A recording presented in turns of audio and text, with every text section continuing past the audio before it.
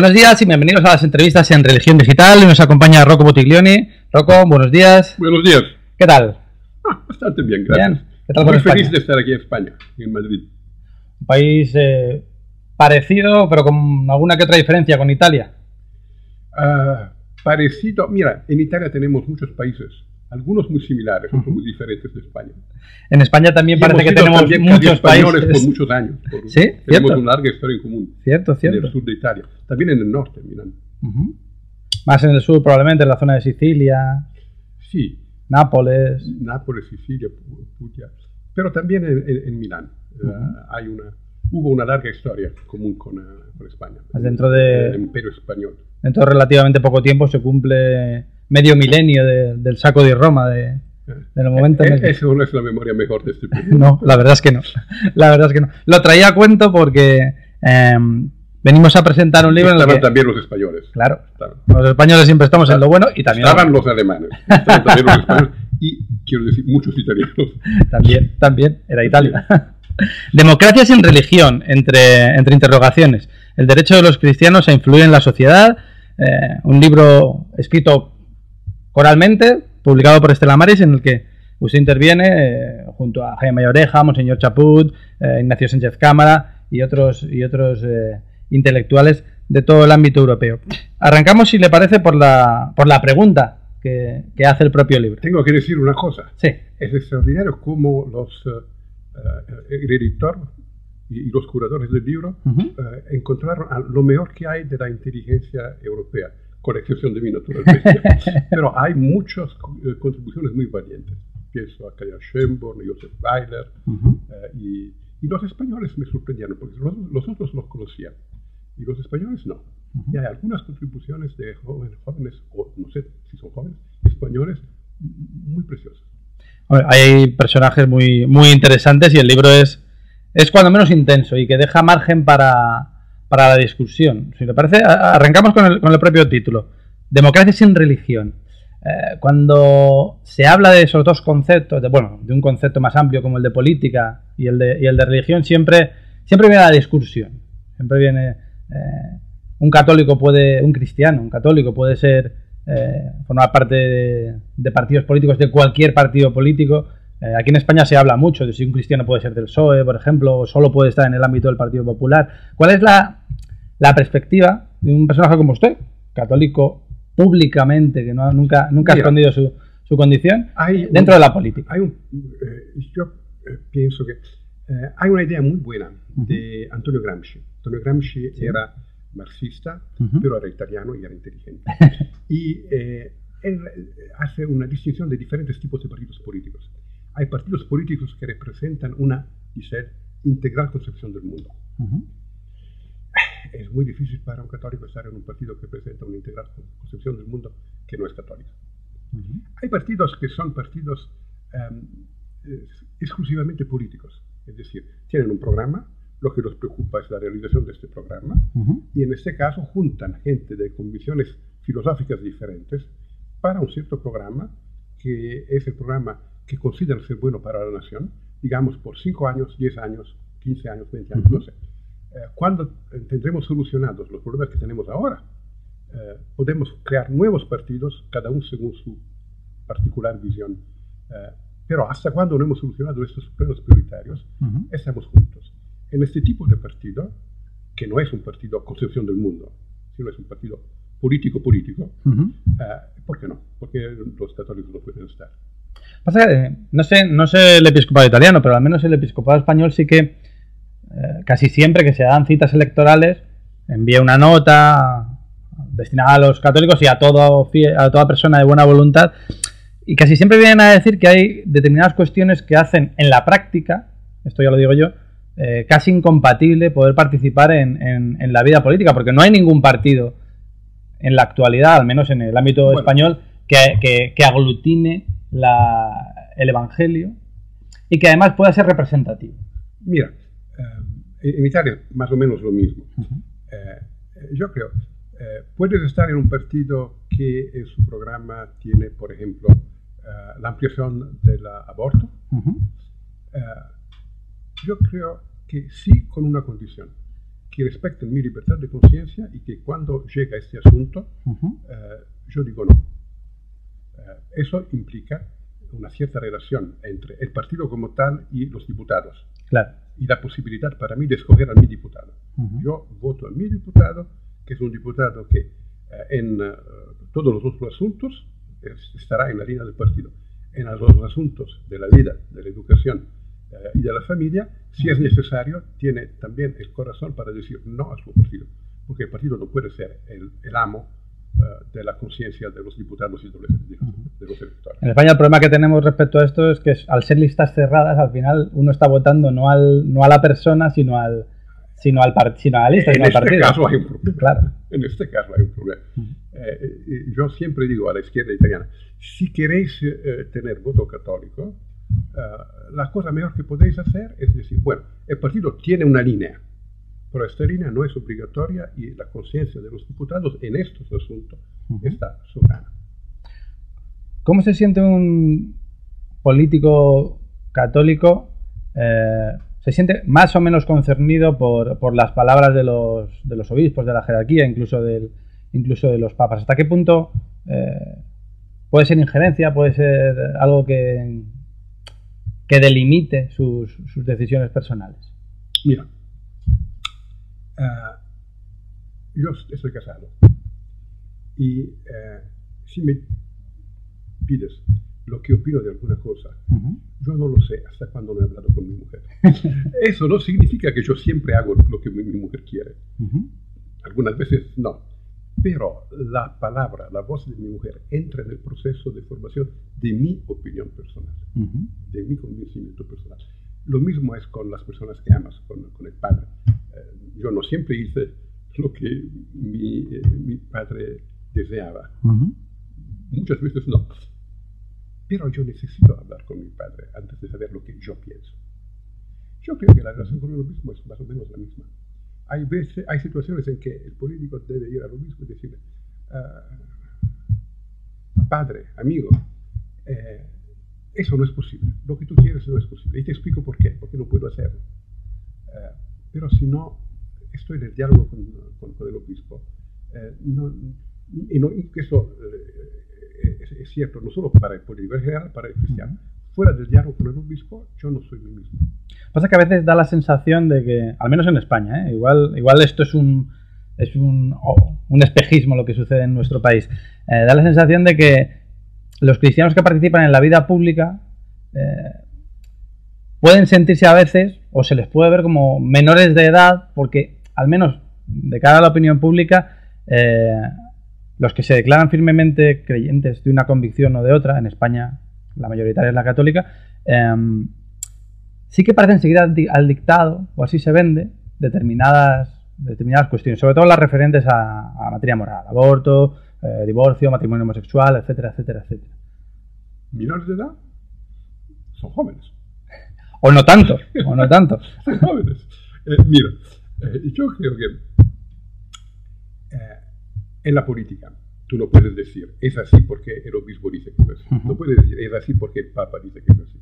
Eso no, porque uno puede decirte, es tu obispo, es tu padre, no es mi padre, porque yo tengo que adecuarme a lo que piensa tu padre. Esa es una opinión que está fuera de la política y que no puede entrar en la política. La posición dogmática de la Iglesia no puede entrar en la política. Pero, si la fe es la forma de mi vida, si actuando en la relación con la Iglesia, yo he tenido la experiencia directa, personal, que algunas cosas son verdaderas. Yo tengo el derecho de portarlo en la discusión pública. Yo he tenido un discurso sobre eutanasia en la Cámara de los Diputados italiana. Y no dije, la eutanasia es mala porque el Papa dice que es mala. Yo dije, yo, no el Papa, yo, he tenido la experiencia de tener en mis brazos un hombre que decía, mátame, déjame morir. Y yo sé que lo que él quería decir es, ayúdame a no vivir así. Ayúdame a vivir de otra manera. Y yo sé que este hombre vivió y que era contento de vivir. era un desesperado apelo para tener ayuda. Y yo estoy convencido que bajo la demanda de eutanasia siempre hay la depresión, la solitud, la desesperación del hombre. Y que la pregunta auténtica que hay que leer a través de las palabras en que pide de ser matado es la demanda de una compañía. Bueno, yo estoy convencido de eso porque lo he vivido. Lo he vivido porque fue en un grupito católico que me envió como enfermero, ¿se dice enfermero en castellano? Sí. Enfermero voluntario a Cotorengo, ¿sabes qué es el Cotorengo? Lo conozco. Sí, probable. ¿Y por qué no? Lo he vivido yo, lo digo yo, no lo dice el Papa, lo digo yo. Confrontámonos, hablamos.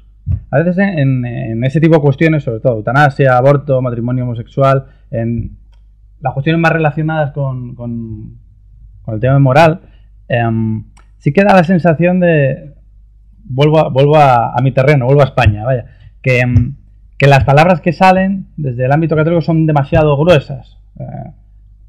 Se pronuncia la palabra excomunión, que sí, que es verdad, que existe, pero a lo mejor no se pone más hincapié en el no que en el...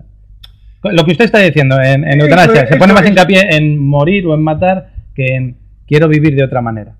Eso es y a veces se pone eso más es un problema, porque cuando nos dejamos poner en la condición de los que dicen no, ya hemos perdido. Hay que entender que el no es la consecuencia de un sí, o la condición de un sí. Y que lo que pedimos es más vida y más libertad para todos. Puedo hacer yo un ejemplo. Sí.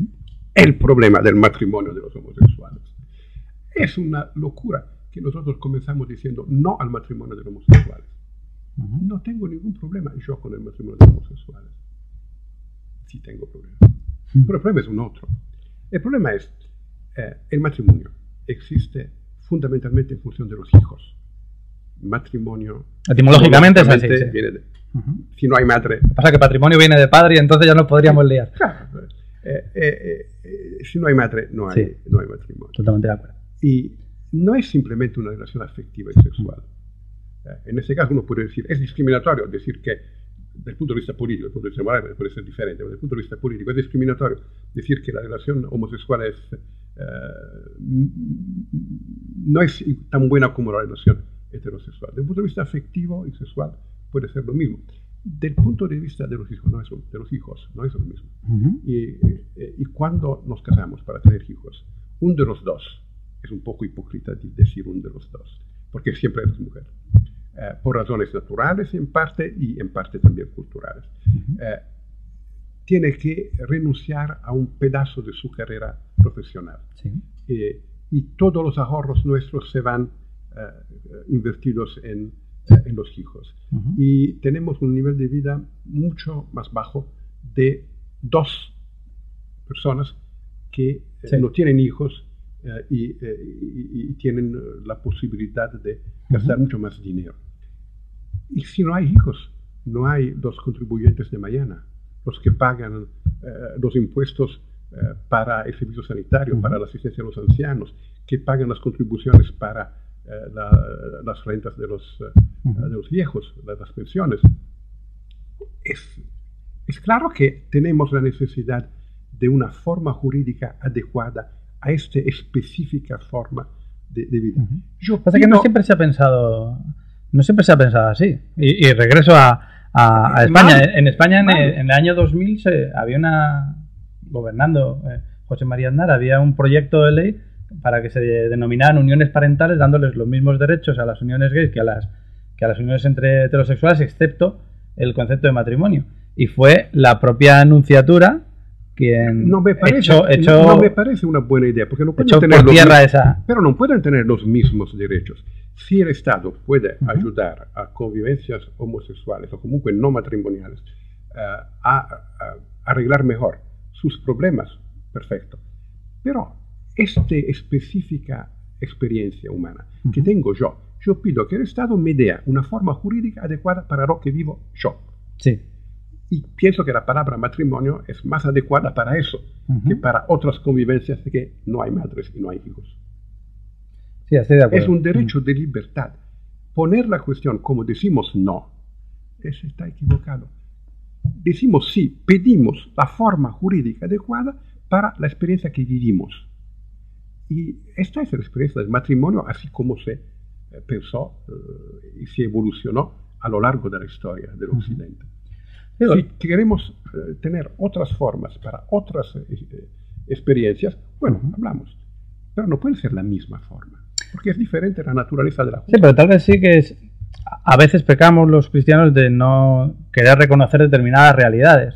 Este libro... Que pueden ser diferentes, pero a la hora de hablar de homosexuales como enfermos, por ejemplo, o a la hora de no reconocer que existen otros tipos de familia, llamémoslo como queramos, pero es cierto que hay comunidades familiares diferentes. Esta es la fuerza de este libro, porque este libro pone la cuestión no del punto de vista de decimos no a los derechos de otros, reivindicamos los derechos nuestros, reivindicamos nuestra libertad.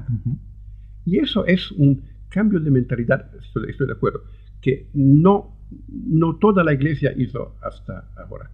Hay que trabajar en eso. En Europa se puede hablar aunque Papa Francisco, me parece, esté totalmente en esta perspectiva. Puede ser, sí. ¿Se puede hablar en Europa no sé si de persecución, pero de falta de libertad para los cristianos? De discriminación, sí. ¿Por qué? Mira, hay discriminación de los cristianos. Hay muchos países en que si tú tienes un crucifijo evidente, puede ser llevado al tribunal y tener una causa para discriminación. Si tú dices... ¿En Europa? En Europa, Inglaterra. Bueno, pero ese juicio con la azafata al final acabó ganándolo la azafata. Sí, gracias a Dios. En este caso. Sí. Pero yo estoy listo a hacer un apuesto que el caso se repite. Se intenta delimitar el derecho a la objeción de conciencia en muchos países. Si hay países en que, bajo el pretexto de la ley contra la homofobia, si tú dices que encuentras algo moralmente objecionable en la homosexualidad, como lo dice San Pablo, por ejemplo, te pueden llevar a un tribunal. Hay problemas. Te doy un ejemplo personal. Yo debía ser vicepresidente de la Comisión Europea. Sí, recuerdo el caso. Y me votaron en contra. Y en el Parlamento Europeo, si me votan en contra, no es problema. En el Parlamento italiano no es problema, porque el gobierno italiano es un gobierno político. La Comisión Europea no es una comisión política. Participan de los diferentes estados, los diferentes partidos. Hay solo dos razones para que se puede excluir se puede votar en contra. O por causa de incompetencia evidente. En toda mi vida política me acusaron de todo, pero nunca de incompetencia. O por indignidad moral. Así debo suponer que soy moralmente indigno. Pues usted dijo que los homosexuales que la homosexualidad era pecado y que los homosexuales eran poco menos que enfermos, creo recordar. No dije eso. Ellos querían hablar de homosexualidad, yo no quería, porque nunca me interesó particularmente ese asunto. Ellos querían que yo hiciera lo contrario del catecismo de la Iglesia Católica. Y al final me pareció más honesto de contestar a la pregunta, porque me recordé que en el Evangelio está escrito: los que tienen vergüenza de mí frente a los hombres, yo tendré vergüenza de ellos frente a Dios. Y utilicé la fórmula más prudente que hay. Tengo el derecho de pensar. No digo si yo pienso o no pienso, pero tengo el derecho de pensar. Puede decirlo perfectamente. I may think. Lo dije en inglés. Tengo el derecho de pensar que la homosexualidad sea una condición moralmente objecionable. Porque eso es. Pecado, para tener pecado necesitas también el lado subjetivo, que uno sabe, acepta que es malo y que no está bajo una constricción de su libertad por causa de habitud, que no le permite escoger libremente. Tengo el derecho de pensar que sea moralmente objecionable, pero eso no tiene ninguna relieve para la política, porque la política no se ocupa de pecados, se ocupa de crímenes. Y no digo que es un crimen, así. Soy contra la discriminación, Porque en un país libre los pecadores tienen el derecho de pecar y los curas tienen el derecho de decir que el pecado es pecado. Me parece que el primer derecho lo estamos afirmando, el segundo no. A mí me resulta complicado, desde mi condición de cristiano, de católico practicante, pensar que en Europa, no digo ya en otros sitios, porque es cierto que la persecución a los que defienden intentan llevar una vida conforme al Evangelio es evidente en Asia, en África, lo fue en América Latina y lo sigue siendo en algunos sitios de América Latina, evidentemente, pero me cuesta mucho pensar en la vieja, en la Unión Europea, hablar de persecución o comparar persecuciones. A mí también cuesta. Comparar se necesita mucha prudencia. Claro. Al tiempo de mi aventura europea, yo me recordé de las últimas palabras del conde de Gordon. Son magníficas. Lo llevaban a la ejecución y le prometieron la libertad, la tierra, el título, en cambio que suscribiera a una abiura. Y él dijo: es más fácil cortar mi cabeza de mi cuerpo que mi corazón de mi Señor. Magnífico. Pero no era mi caso. No pensaba cortar mi cabeza. Sí, en España también tenemos muchos ejemplos de mártires. Yo lo que me refiero... Yo dije, es más fácil cortar mi, ¿cómo se dice? Mi ¿cabeza? No, mi posterior de mi silla, de mi poltrona, que mi corazón de mi Señor. No es lo mismo, por supuesto, pero es algo. Para los políticos puede ser casi igualmente doloroso. Y no es solo para los políticos, porque en mi caso he tenido evidencia pública, pero en la burocracia europea hay casos de católicos marginados a quien no les se permite tener toda la carrera que merecen según sus méritos. Yo tengo la impresión que sí. Lo que sucede es que estamos en un continente con mucha historia, con el peso de mucha historia, y, a ver, que se me entienda bien, por mera comparación, y tengo que retornar, lo siento, retorno siempre a España para poner ejemplos.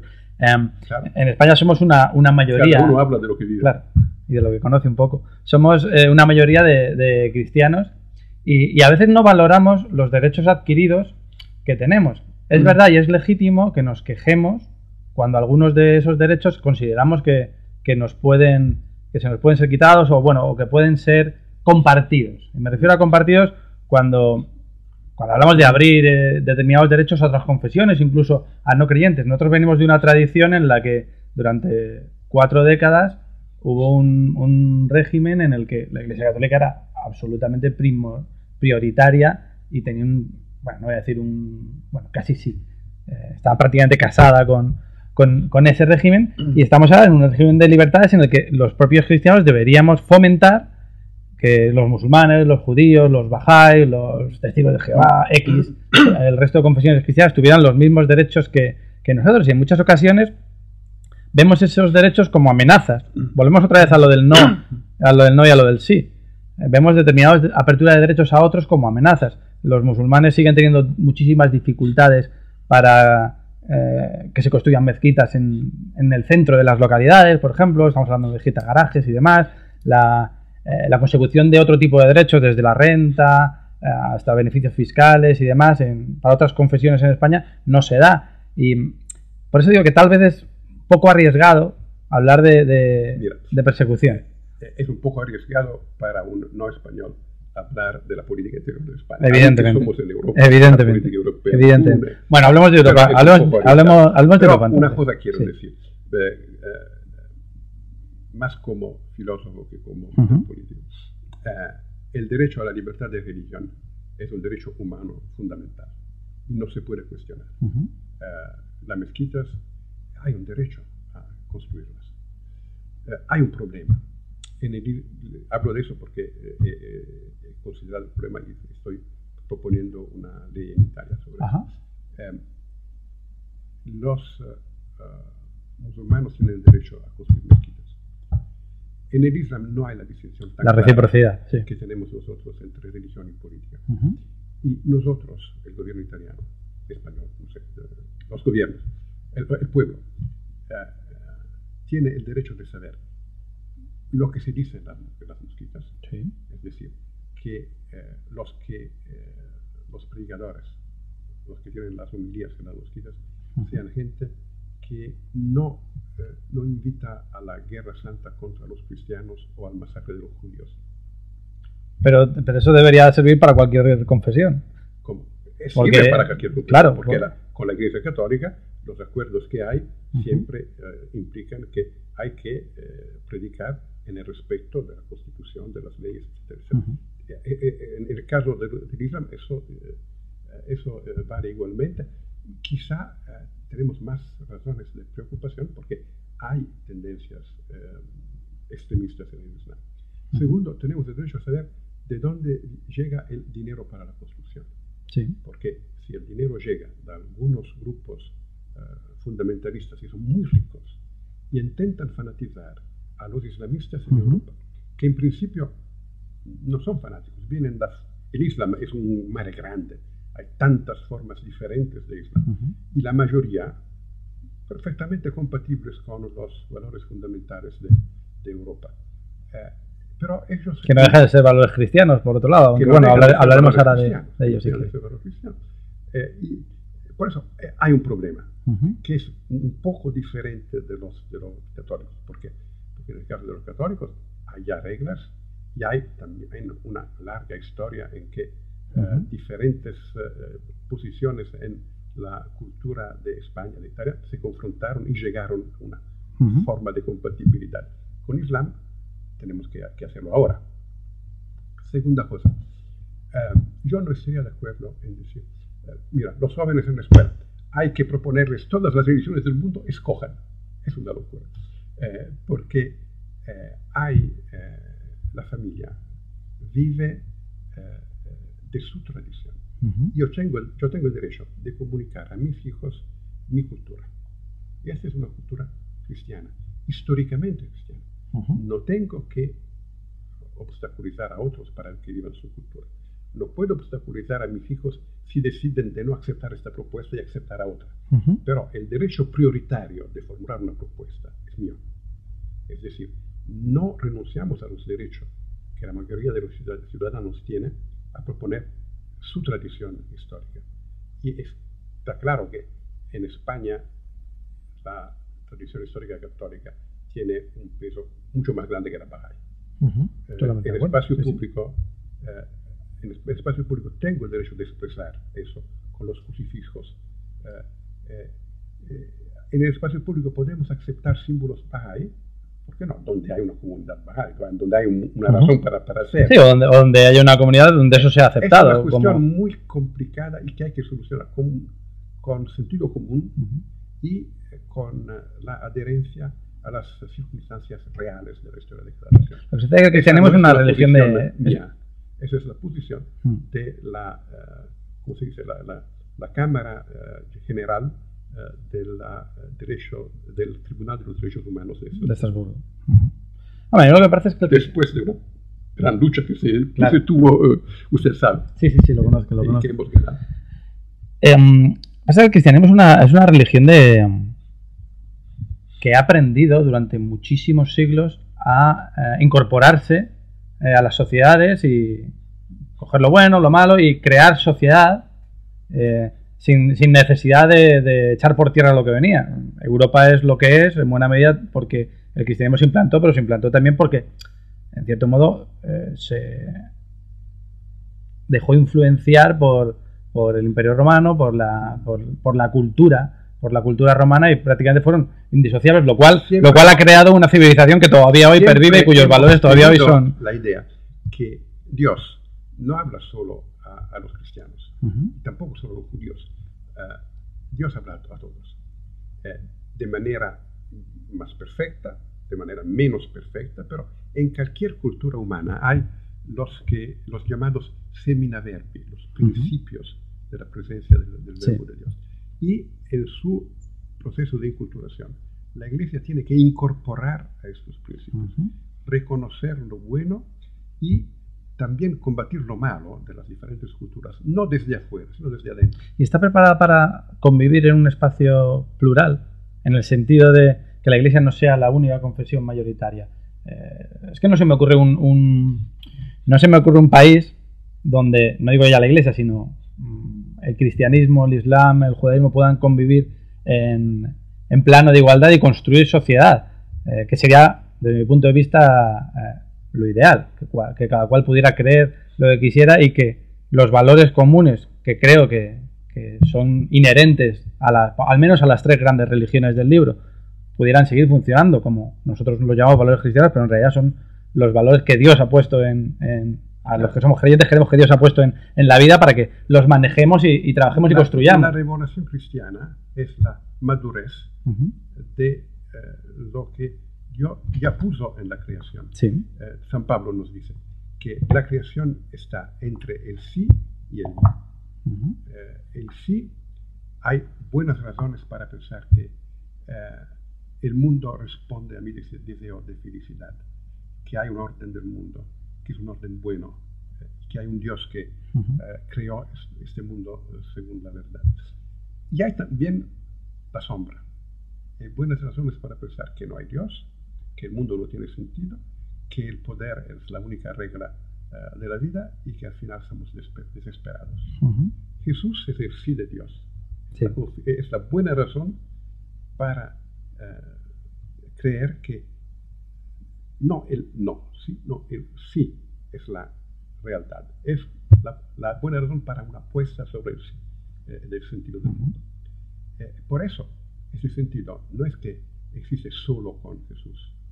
La revelación no lleva algo que no tiene nada que ver con la naturaleza. Es el cumplimiento de la naturaleza. Sí, sí. Es lo que sanea, ¿se dice? Sanea, sí. Sanea lo que limpia la... Lo que limpia y sanea la naturaleza. Y por eso hay elementos de verdad en toda cultura. Hay también, atención, eso no es un fácil irenismo. En cualquier cultura hay también elementos malos y hay que combatirlos. Sí, como el propio ser humano, que también tiene dentro de sí la... también la Iglesia está en el mundo. Pueden estar elementos malos también en la Iglesia. Y hay que combatirlos. Y hay que continuamente purificar o intentar purificar la experiencia cristiana. Una de las tesis del libro, del que estamos hablando sobre otras muchas cuestiones además, es que los católicos los cristianos tienen la obligación, en cierto modo, de plantear su posición, y que esa posición no tiene por qué ser restrictiva de otras. ¿Cuál es el papel y la responsabilidad del cristiano en la vida pública? ¿Cuáles son sus deberes? ¿Hasta dónde puede llegar? ¿Hasta dónde se tiene que quedar? Nosotros pedimos la libertad de vivir y presentar nuestra experiencia a lo interior del debate público, también del debate político. No pedimos imponer a nadie una ideología. Buscamos un diálogo fuera de las ideologías sobre la experiencia de la vida. Tenemos una experiencia de vida y queremos proponer esa experiencia de vida. Pensamos que es auténtica y que no se puede hacer una síntesis cultural y tampoco una síntesis política sin tener en consideración esta experiencia de vida. Y estamos listos para hablar de eso con todos. Y vemos que hay un prejuicio ideológico. El hombre, pero no es ideológico. Las ideologías son formulaciones abstractas y reductivas de la experiencia del hombre. Sí. No es cierto que un católico y un marxista, un católico y un islámico no se pueden entender. Si ponen al lado por un poco las categorizaciones ideológicas, hablan de lo que realmente han vivido los unos y los otros. ¿Y podría ser un católico marxista? Por poner un ejemplo, porque el catolicismo no es una ideología. Todo es posible. Todo es posible, pero atención. Nosotros decimos que la fe se hace experiencia humana, forma de la vida de la persona. Lo concedo, sí. Y cuando es forma de la vida de la persona, tiene derecho de hablar en el debate público. Católicos y marxistas, todo es posible. ¿Qué significa marxista hoy? Hemos vivido la disolución del marxismo. No es posible ser marxista hoy. Al menos no en el sentido categorial de hace 30, 40 años. ¿Y hay elementos de verdad en el marxismo? Por supuesto.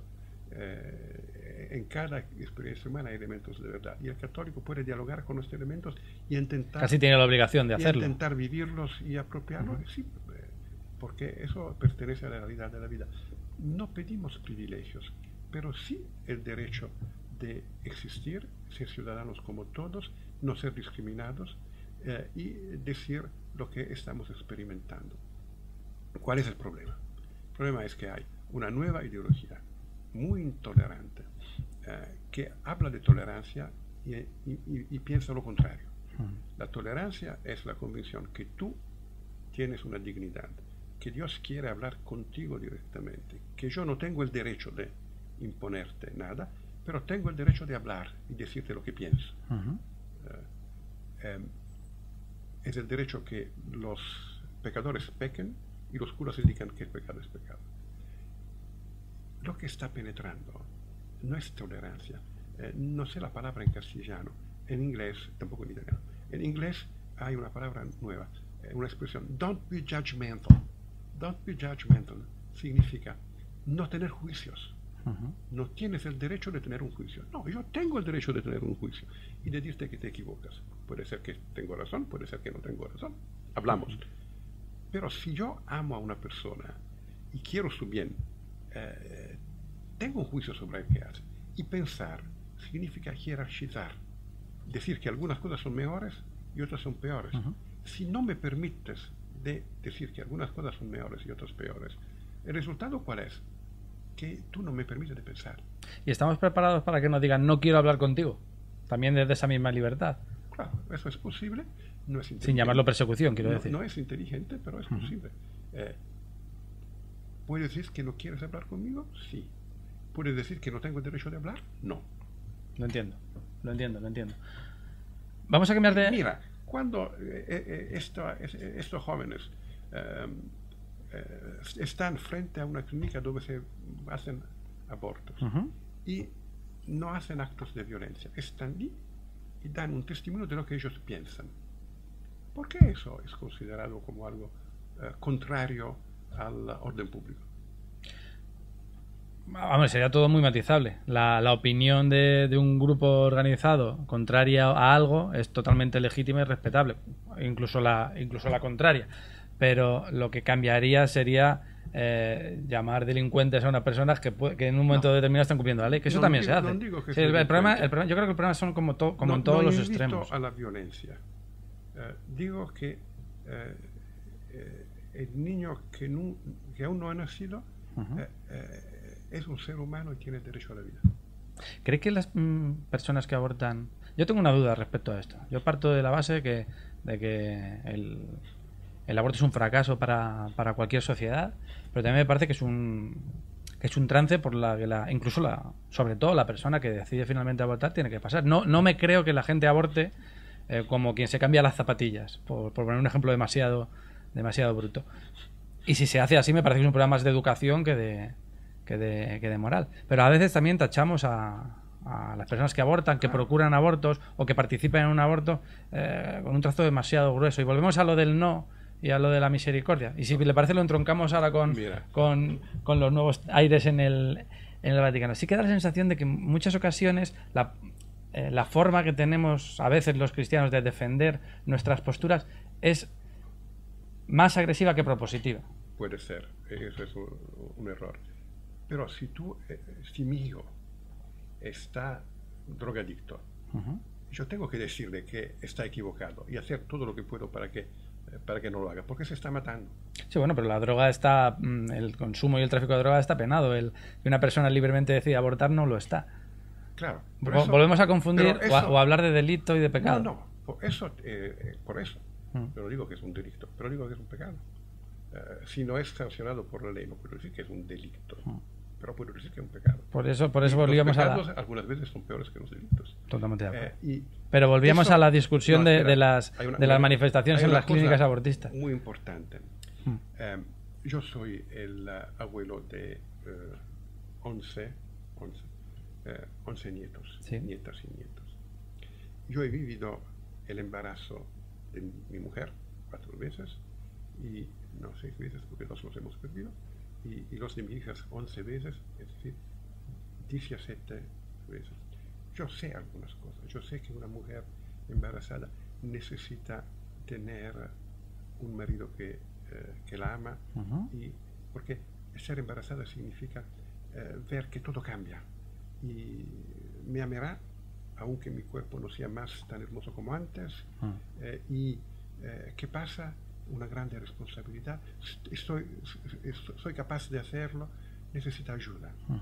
Y también proyecta sobre el niño no nacido los miedos, los temores que tiene.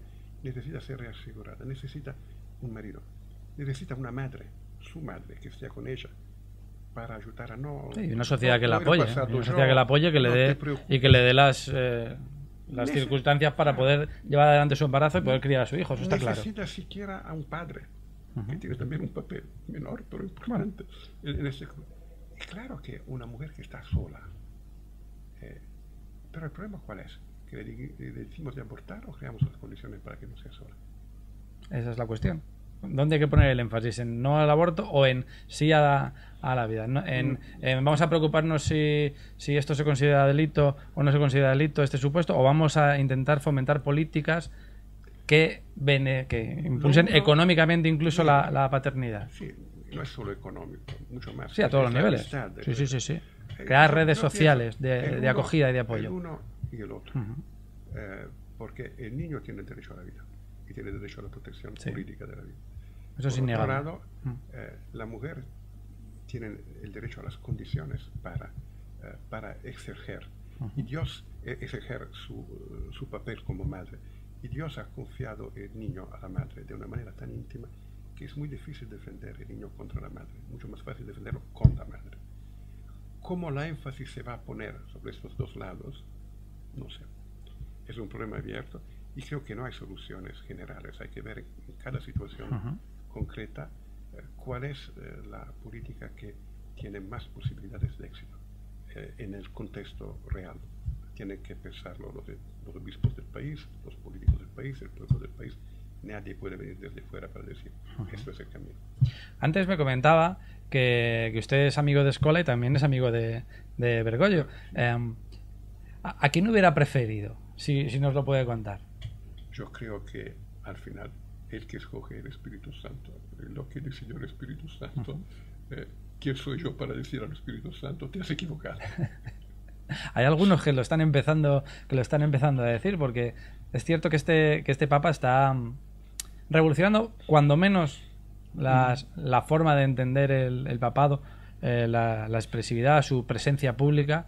Se están dando un doble camino, un énfasis absoluto, un aplauso, un aplauso público, y por otro lado una cierta oposición a determinados cambios que se puedan dar. ¿Cómo lo está viviendo usted? Como católico, como italiano, como persona que supongo que cercana a tanto a Benedicto XVI como a Bergoglio. Yo defiendo al Papa.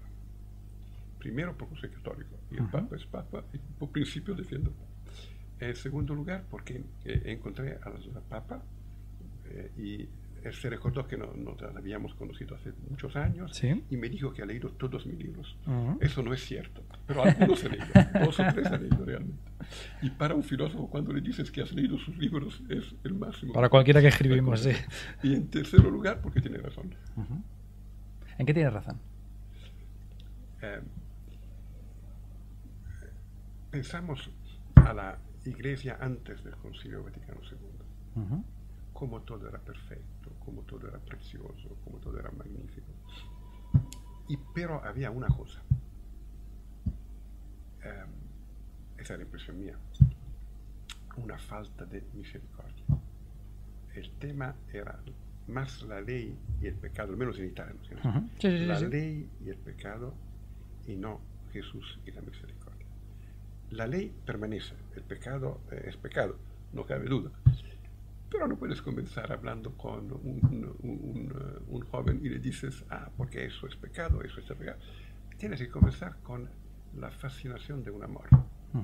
Tú tienes la posibilidad de vivir en tu vida un grande amor. El céntuplo en esta vida. Jesús promete la vida eterna y el céntuplo en esta vida. El céntuplo es que puedes vivir un grande amor, no un pequeño amor, un grande amor con esta chica que después será tu mujer, que puedes vivir una grande aventura, que tu vida es más apasionante que el Señor de los Anillos o cualquier película de Hollywood. Y que ser cristiano es una fuente de alegría, la propia exhortación apostólica lo dice. El cambio de chip, es si se me permite. La posibilidad de una vida que tiene una pasión intensa. Desde eso, para vivir eso, necesitan muchos sacrificios, es decir, muchos no. Pero el no es en función de un sí más grande. Si renuncias a algo, lo haces por algo que vale. Pero sí que efectivamente y públicamente se está dando más primacía al sí que al... de Papa Francisco. Toda la moral tradicional permanece, no cambia nada. No se hagan ilusiones, no habrá... Pero el tema que hay la posibilidad de un amor grande y que Dios tiene misericordia. No te preocupes de tu pecado, que son pecados. Tienes que tener el dolor de tus pecados. Pero la misericordia de Dios es más grande. Nos hace salir, porque la ley sin misericordia genera depresión. Yo me acuerdo una iglesia algunas veces deprimida. Y esa es la iglesia. Y triste, de cristianos avinagrados, como él ha dicho en alguna ocasión. Él es está poniendo mucho énfasis, es muy crítico con los políticos, con los poderosos, con los corruptos. Es una de sus, si se me permite, obsesiones de las homilías en Santa Marta. Él es muy duro contra los poderosos, contra los que utilizan el poder no para servir, sino para servirse.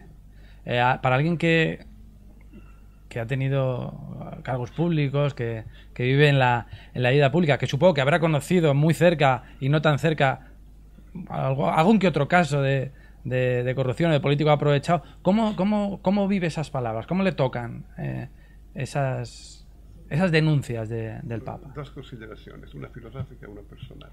La filosófica, todos dicen, el problema de la democracia es que no es posible tener hombres que tienen convicciones enraizadas. Los que tienen convicciones enraizadas no son buenos para la democracia vive de relativismo. Platón dijo, la democracia muere de corrupción. Y la corrupción es el resultado del relativismo, dice de los sofistas, pero es lo mismo, del relativismo. Y nuestra democracia está enferma. Y la enfermedad no es el fundamentalismo, es la corrupción engendrada por el relativismo. Me parece que en eso Papa Francisco tiene una diagnosis perfecta y tiene la capacidad de hacerla entrar en la cabeza de la gente, porque no es diferente de la que tenía Ratzinger, por ejemplo. Pero él habla con los gestos. Y se entiende perfectamente lo que dice, sin necesidad de una intermediación o de tener un diccionario cerca. ¿Y en lo personal? En lo personal, yo fui a esta humildad de que usted está hablando. Y la primera reacción puede ser, pero yo no.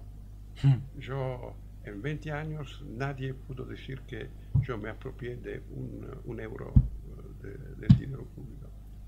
Y la segunda reacción es sí, pero de un jefe del pueblo, el político es un jefe del pueblo, no se pretende solo que sea personalmente honesto, se pretende que consiga a crear una política honesta, una red de honestidad alrededor. Honesta. Y has fracasado. Y es así. Rocco Buttiglione, ha sido un auténtico placer. Nos faltan muchísimas preguntas y muchísimas horas de conversación, pero aun con los cortes ha sido un auténtico placer poder hablar, poder mantener esta conversación. Espero que también hoy haya estado a gusto. Gracias por el libro. Agradezco muchísimo esta ocasión. Siempre es un placer. Democracia sin religión, el derecho de los cristianos a influir en la sociedad, que publica Stella Maris. Un libro en el que usted interviene junto a muchos otros. Muy buena esta nueva editorial Stella Maris, jóvenes. Habrá que estar cerca de. Hay que controlar lo que hacen.